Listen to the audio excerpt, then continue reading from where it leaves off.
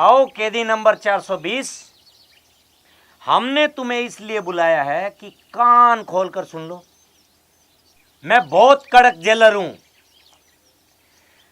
दूसरी जेलों में जो होता है वो यहां बिल्कुल नहीं होगा, और जो वहां नहीं होता वो यहां जरूर होगा। जैसे सुबह के नाश्ते में तुम्हें चाय नहीं मिलेगी, दूध मिलेगा।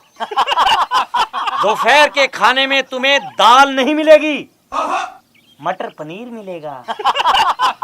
सुबह सुबह नहाने के लिए पानी ठंडा नहीं मिलेगा, गर्म मिलेगा। और रात को सोने के लिए कंबल नहीं मिलेगा, रजाई मिलेगी। लेकिन ये सब हासिल करने के लिए तुम्हें मुझे सच सच बताना होगा कि तुम्हें सजा किस जुर्म में हुई। समझी? नहीं समझी तो समझ जाओगी, क्योंकि मैं बहुत कड़क जेलर हूं।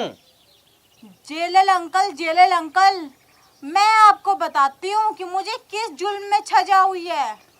मेरी नई नई शादी हुई थी जेलर अंकल। एक रात जब मैं उठी तो देखा मेरा पति बिस्तर पे था ही नहीं। मैंने गली की तरफ देखा तो रात के 12:35 हुए थे। मैंने सोचा मेरा पति बाथरूम गया होगा, क्योंकि 12:35 पे वो रोज बाथरूम जाता है। अच्छा, पूरे 12:35 पे जाता है, 1-2 मिनट ऊपर नीचे नहीं? अरे नहीं जेलर अंकल, पूरे 12:35 पे ही जाता है। आगे तो सुनिए। फिर मैं बाथरूम में गई देखने के लिए, तो देखा बाथरूम में तो मेरा पति था ही नहीं। फेल क्या, मैंने देखा बाहर का दरवाजा खुला हुआ था। फिर मैं उस खुले हुए दरवाजे से बाहर गई और बाहर जाके देखती हूँ, पता है क्या दिखता है?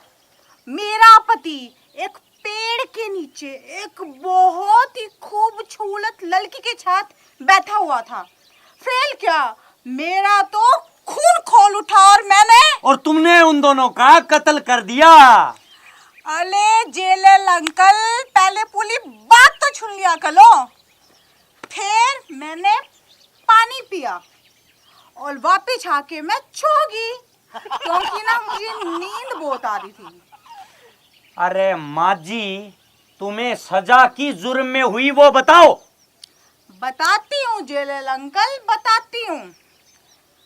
अगले दिन फिर जब मैं उठी तो मैंने देखा मेरा पति फिर बिस्तर पे गायब है, और फिर मैंने घड़ी की तरफ देखा। 12:35 हुए थे तब। अरे नहीं जेलर अंकल, आपको तो बीच में टोकने की आदत है। 12:35 नहीं हुए थे, उस रात पूरा 1 बजा हुआ था। तो क्या वो 12:35 पे नहीं गए? जेलर अंकल, वो बेचारे तो 12:35 पे ही गए होंगे, पर मैं लेट उठी थी ना।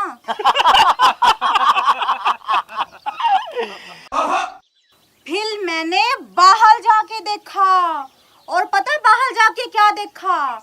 मेरा पति और वो औरत एक दूसरे के हाथ में हाथ डाल के हंस हंस के बातें कर रहे थे।